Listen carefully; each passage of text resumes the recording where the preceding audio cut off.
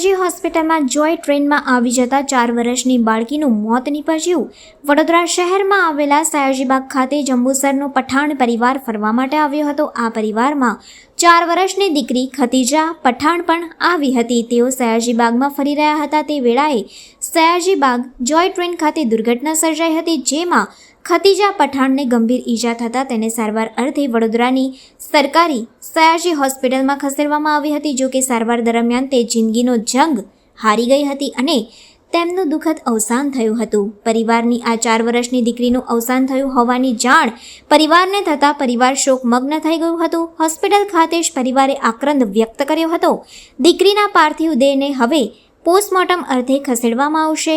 Police સમગ્ર મામલાની તપાસ હાથ ધરશે। જો કે પરિવારજનોના આક્ષેપ છે કે ડ્રાઈવરે જોય ટ્રેન ન રોકતા દીકરીનો જીવ ગયો હોવાની માહિતી સામે આવી છે।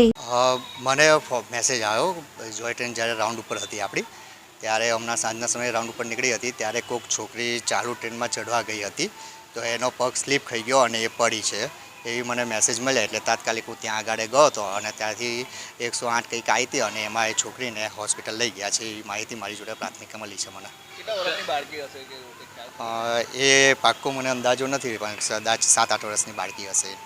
ને એ વિશે હજુ મને પાકી માહિતી નથી મળી, પણ પ્રાથમિક માહિતી મારી જોડે આ રીતની આવી છે। હા, તે અત્યારે અમે હવે જોઈ રહ્યા છે, એની તપાસ કરી રહ્યા છે કે શું સિચ્યુએશન બની છે, પણ હાલમાં એની તપાસ ચાલુ છે અમારે। હા, એ અમારો પાયલોટ હતો, એ ચલાવતો હતો અને એ અત્યારે આવશે પછી ખ્યાલ આવશે।